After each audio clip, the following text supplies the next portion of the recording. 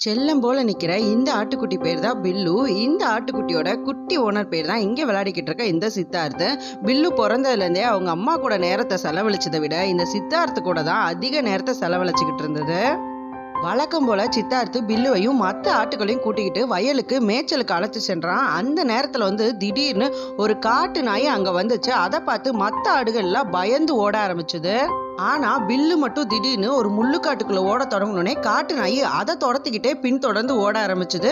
Bill சட்டுன்னு கொஞ்சம் நகரவே காட்டு நாய் முள்ளுக்குள்ள போய் விழ ஆரம்பிச்சு பயந்து போய் காயமடைஞ்சு அங்கிருந்து ஓட ஆரம்பிச்சுது.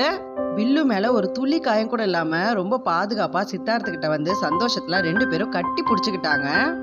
அடுத்த நாள் இந்த சித்தார்த்து பையன் வீட்டோட கதவை பூட்டாம மறந்த வாக்குல வெளில கிளம்ப ஆரம்பிச்சுட்டான். அதை கவனிச்ச பில்லு உடனே வீட்டுக்குள்ள போய் அங்க இருக்க பாத்திரத்தை எல்லாம் தட்டி சத்தம் போட ஆரம்பிச்சுது.